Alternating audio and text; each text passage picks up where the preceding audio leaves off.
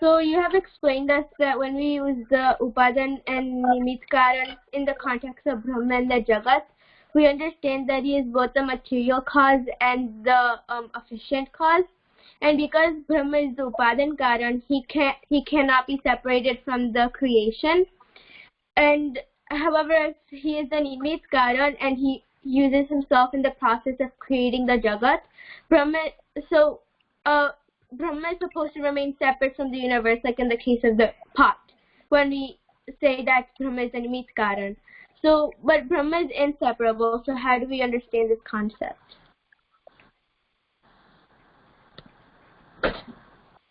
Thing is that Brahma is inseparable, and therefore each and every material and object we see around us is created out of Brahma and has the form of Brahma.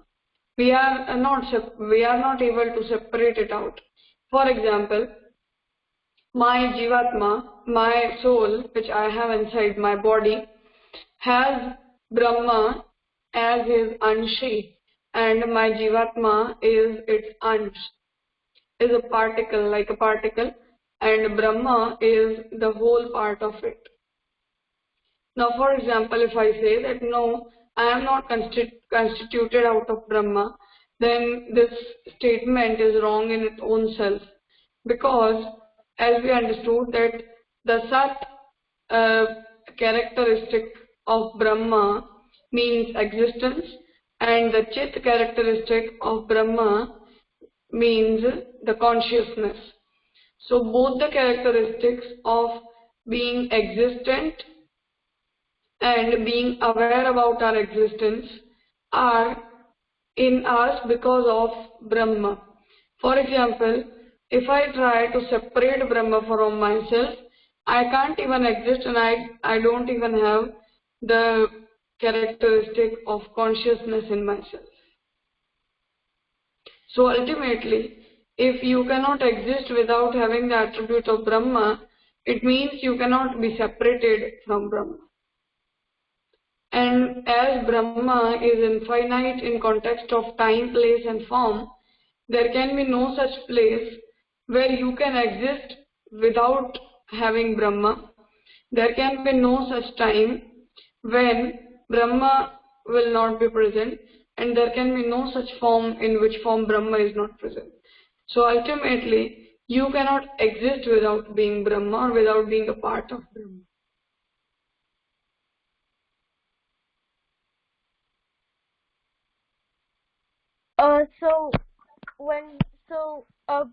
So in the worldly context, we see that Brahma, like in the Nimit Karan, Upadan Karan, or like the Nimit Karan is separate from the creation, but Brahma, when we use it in the context of Brahma, Brahma cannot be separated. Yes. Okay, I understand now. This is explained in a verse in Rigveda. Rigveda asked the questions that which was the place where Brahma sat and gave the shape to the bark of a tree, which was the tree which was given shape by Brahma, and what was the art which Brahma created out of that log of a tree, log of a wood. And then the Rigveda answers that the place where Brahma sat, even it was the Brahma.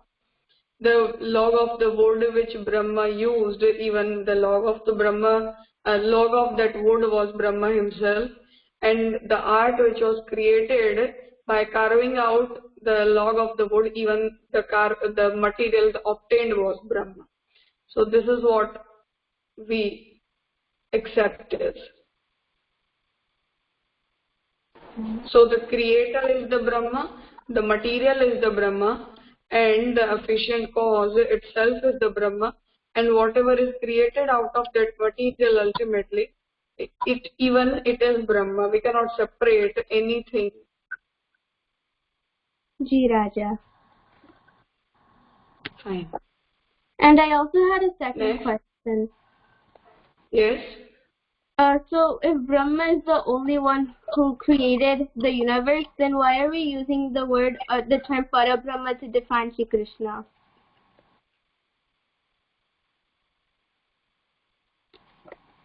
Can you ask again? Yeah. So we use the term Brahma to define. So like we know that Brahma created the entire universe. So why do we use the word Parabrahma to define Brahma? Because there's not two Brahmas. Because like when the term Parabrahma comes in when there's two Brahmas, and we're like comparing that one is Parabrahma and the other one is just Brahma. But that's not so. There's only like one Brahma. So why do we use the word Parabrahma? See, for now we haven't went to the topic, but Parabrahma, the term is used because Bhagavan, Shri Krishna, manifests itself in the form of Akshar Brahma first of all.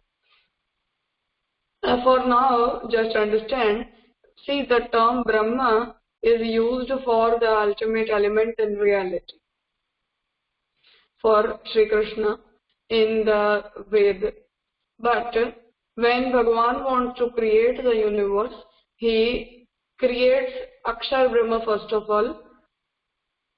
Akshar Brahma is like the fragrance and Parabrahma is the flower. Or Bhagavan Shri Krishna is like the sun and Akshar Brahma is like the rays. That's the relation between Parabrahma and Akshara Brahma.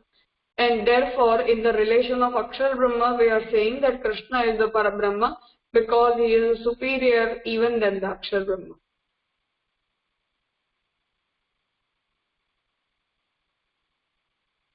Okay. We'll be understanding this topic in detail in the third chapter, Mool Rup Vivek of Brahmaratna Sangra. For now, just understand this much. We'll get in detail there. Okay, Ji Raja.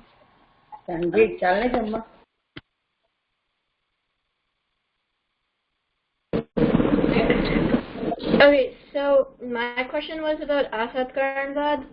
So they believe that new materials cannot be created unless the causal material is destroyed. But in the case of the universe, Bhagavan is the causal material, since he created all of us and created the whole universe. But like obviously Bhagavan can't be destroyed. So do Asatkaranvadis like not believe in Bhagavan, or do they make an exception for him? They don't see the Asatkaranvad. They accept Bhagavan, but not as the material cause, but only as the efficient cause. So material cause will be like the science. The science accepts the atomic format, and there are many other formats which are explained in the causality. So they do accept Bhagavan, but Bhagavan is only the efficient cause, like the potter, and the material cause will be something else. And therefore, the material cause has to destruct itself to construct something new.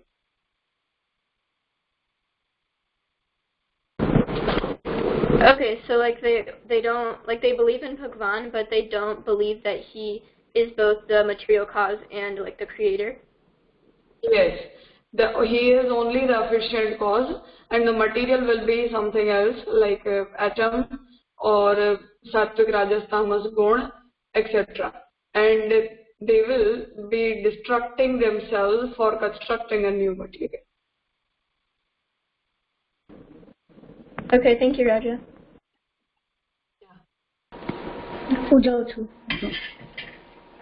I have a question. Yes. So I want to clarify that is a Brahma a part of us, and like is there like can we be separated from from Brahma if it's like a part of us? Brahma is not a part of us, we are part of Brahma. Brahma is infinite and we are finite. So Brahma is the whole and we are a part of it. As we have the whole ocean and the drop of ocean. So Brahma is like the ocean and we are like the drop of that ocean. So Brahma is not our part, we are a part of Brahma. Okay, I understand.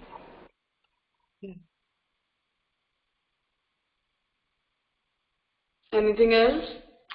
Yeah, Raja, I had a question. So yesterday we were talking about like the 5 different materials that Shri Krishna creates, and then one of them is Barush, which is just described as like a mass of Chaitanya. So this includes like all living beings, like animals as well as humans. So I was just wondering, what is the definition of humans then, I guess? Because like what separates us from other living beings? It doesn't separate us from other living beings. Even the main character of the soul is consciousness. It means to be aware about our own existence. So even we are aware about our existence, and animal and birds are also aware about the existence. But the only difference is that what human beings do, it is counted as his deed and his karma, and accordingly he will be receiving good and bad result for the good and bad deeds. And as a result of the bad deeds, we attain the body of plants, animals, and birds or microorganisms, bacteria, viruses, etc. for fulfilling the bad karma or bad deeds which we had done in our former life. So in our term, we would say that human being is known as the karma yoni, and you may write it down. A human being are karma yoni, and the other plant, animals, birds, etc. they are bhoga yoni.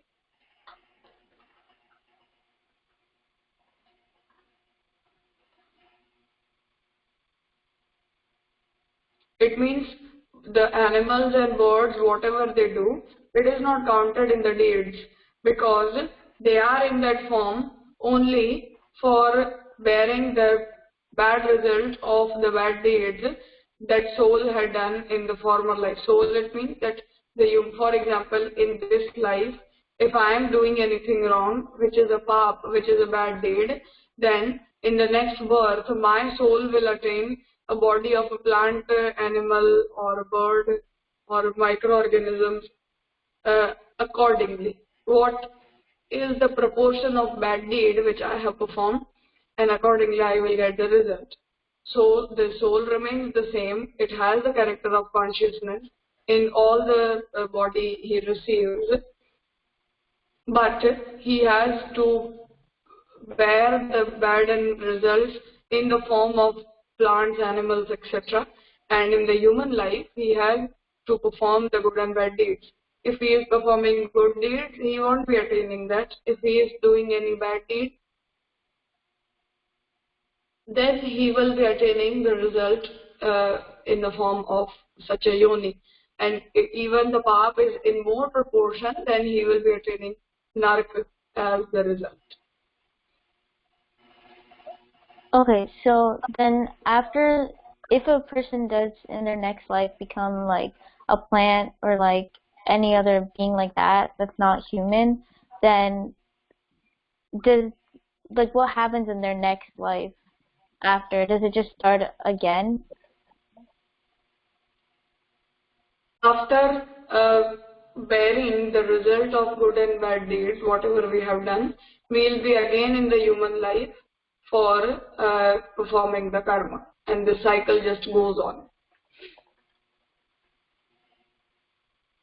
Okay, so what separates us from others is that, like plants or animals, is because we have the karma yogi and our deeds get counted in our life. Yes, all the other bodies and life are bhoga yoni. It means you are just supposed to bear the result of your good and bad deeds, and only the human life is known as the karma yoni, in which you can perform good and bad deeds. So, and therefore our scriptures explain that getting a human life is a good chance. It means you would have performed some good deeds in your former life, and therefore you have attained a human life. So our scriptures explain that try for your salvation in the same birth. just go for such methods, the intense methods through which you can attain salvation in the same life. Because, for example, after this life, I will, for example, if I have done some bad deeds, then I'll have to bear the fruit of those bad deeds and even of the good deeds. So, Shastra explains that concentrate on your Atma and not on your body, and go for the methods which can make you free from all these worldly bondages. Otherwise, the cycle of birth and death will go on. It is just an endless cycle without any end. Okay, I understand This now. separates Thank you. from the.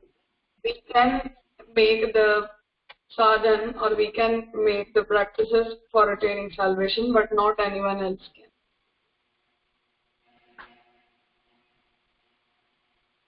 Okay, I understand now. Anyone else? Pranam Raja, I have a question. Yes. So you know, like how we if we step on an object, that would technically be a bad deed as well. Sorry, can you repeat? You know, like how if we step on any object, it would be a bad deed. If we deliberately do so to hurt someone, violence is indeed a bad deed. But, for example, it is not in my control. For example, we have tons and tons of bacteria, viruses and germs, etc. even on our body and even around us, on the ground and just everywhere. So we don't have control there. We cannot control the violence there, because we will have to take a footstep. We are going to use our body, etc. But indeed, if you are doing it deliberately to hurt someone, then indeed the violence is a bad deed. You will have to bear the bad result of that deed. Okay. But if it is not done deliberately, it just happens out of the necessity in which we can't control, then it's fine.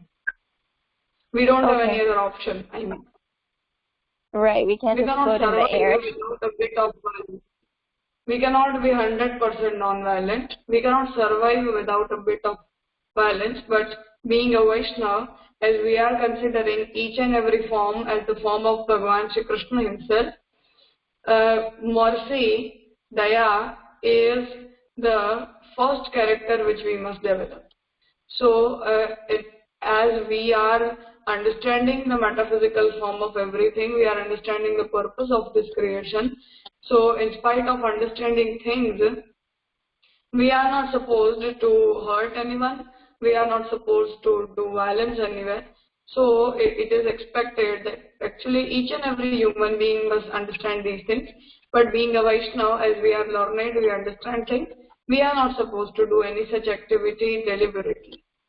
When it happens out of necessity, out of our surviving process, then it's okay. We won't have any other option. Okay, thank you. I understand. Anything else? Yeah, Raja, I had one question. So for Yes. the theories of causation, who are the two people who created them?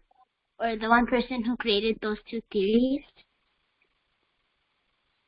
Satkaranatavad is the theory from Mahaprabhuji, and Asatkaranatavad is the theory from Buddha, Bhagavan Buddha, Buddhism. Buddhism from a school named Sankhya, from not, I can't say Nyaya exactly, yeah, majorly from Buddha, even from Shankaracharya, because they accept that Maya results in the form of universe, the Maya itself which doesn't exist. So even this is not what Satkarantavad is, but yeah, they solve the problem saying that it is an illusion. We'll be understanding these theories in detail in further topics, but for now, just understand this much. Thank you, Raja. I have a question. Yes. As per question when someone asked about stepping on something, if that's a bad deed, I wanted to ask if like stepping on a piece of paper that has like knowledge or something written on it, is that still considered a bad deed? So each and every word and each and every letter is the form of Saraswati. And Saraswati is the sound of Bhagavan, the Adidaivic form, the divine form of the Vani of Brahma. So, if you are insulting Saraswati, it means you are insulting the Vani of Bhagavan, the words of Bhagavan. So, even the scriptures and even the normal books we have, generally we don't even keep them directly on the floor and not even step on it, even by mistake. If we do so, then we are supposed to touch our forehead to the book or scripture, whatever it is. But nowadays we make the bad use, so newspapers and etc. Because now we don't have control on the print media. So newspaper we have and dozens of magazines and this and that, everything just goes on. So we must try to maintain a good respect. But nowadays we don't have control. So print media and whatever is published in the form of papers, everything just rolls on around us. So at least about the printed books which we have in our house, at least we must maintain the respect of those, and to maintain scriptures, maybe our Sampradayic or Shastriya, whichever they are, we have to maintain much and much more respect of those scriptures. But even the normal books, they are supposed to be respected. We are not supposed to keep our foot on anything, any book, any letter, any word. Thank you, And not Raja. even musical instruments. Even they are the form of Saraswati. Whichever instrument produces music, maybe harmonium, tabla, etc., we don't even touch our foot to any of the musical instruments. Even it is considered as papa because it is a form of Saraswati, music. Thank you. Anyone else? Yeah, so I had a question, like, going back to what Vanchika had said. So I think it was just like I just need a clarification. So when you're talking about, like, human lives and, like, the deeds that you do in this life reflecting your next life, so once you reach your human life, I was just confused, like, will your next life, like, if you do bad deeds, like, will your next life, can it be anything? Like, you could be, like a different animal, or you could be like anything, or will you, like, once you reach human life, can you only be a human thereafter? No, it is not so. There is no such written law that, for example, if I perform bad deeds, I will become an animal or a bird. It depends upon the proportion of bad deed I have performed, and I want to be knowing that Bhagavan himself understands this, and accordingly he would provide us the body. But in spite of reaching in the level of a human body, we are supposed to perform good and bad deeds, and as a result of bad deed, even after having a human life, we will be attaining the life of an animal, bird or a plant accordingly. It is not so that after human life there won't be any other life. Okay, thanks for the clarification. Fine.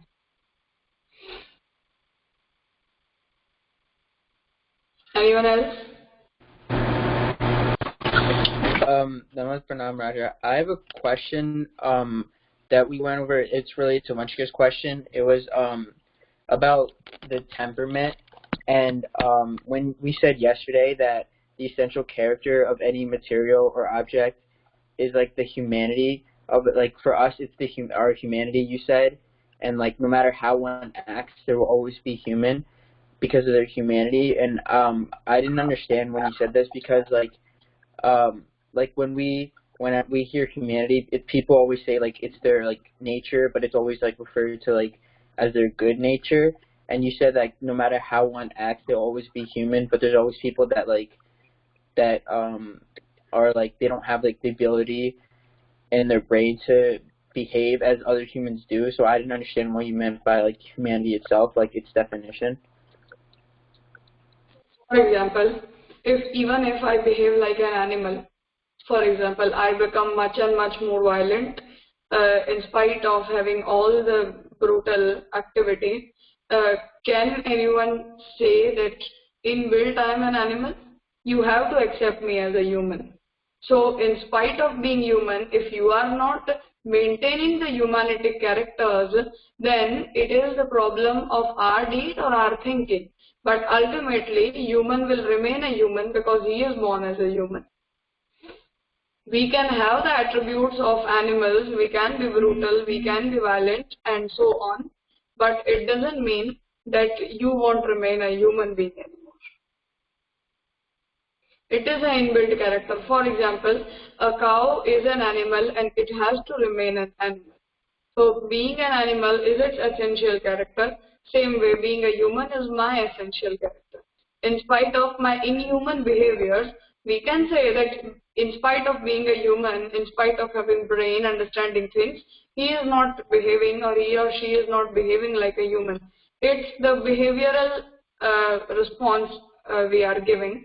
But if you are a human being, then you have to be a human being. That humanity is your essential character.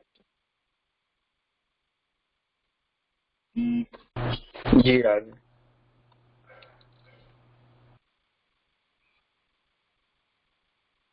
Anything else?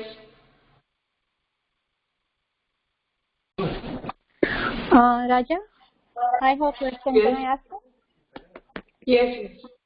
Okay, so I have a question regarding Prakriti. Like yesterday we learned that with Prakriti, Bhagwan creates Jad Tattva. Then I was relating this with the Bhagavad Gita, because in the 7th chapter of Bhagavad Gita it says that there are two types of Prakriti. One is Apara Prakriti and other one is Para Prakriti. So from Apara Prakriti, Bhagwan creates the Jad Tattva. They say that Man, Buddhi, Ahankar and 5 other elements like water, fire, Panch Mahabhut. And from Para Prakriti, it is said that the Bhagwan creates the Jeev Tattva, Chief Tattva. So, but yesterday, like we learned that with the Chaitanya or Jivas are created from the Purus. Then I was just trying to understand that this what would be the role of Para Prakriti then? In what terms, in what context they are saying that the Para Prakriti, from Para Prakriti Bhagwan creates the Jeev Tattva or Chaitanya? Because I was confused, because like yesterday didn't we learn that from Purus all the mass of Chaitanyas are created, so all the Jivas are created? I'm sorry? Prakriti is a synonym of Shakti of Bhagavan.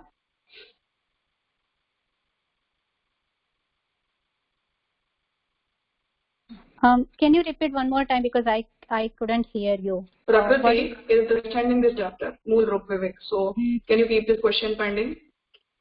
Okay, no problem. Thank you. Yeah, thank you. In the Mool Rup Vivek, we'll be understanding the format of all the 5 tattva we discussed yesterday. So there all the questions regarding. Okay, no problem. Ji Raja.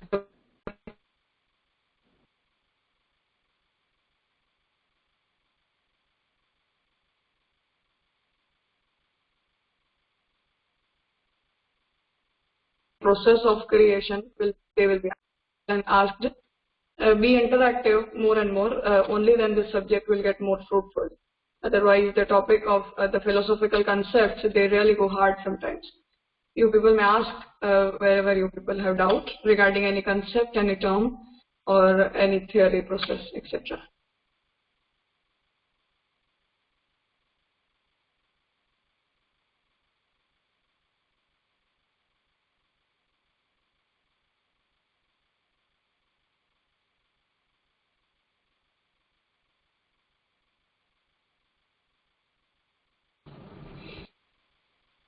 Fine, we'll be continuing tomorrow. Namaste. Namaste.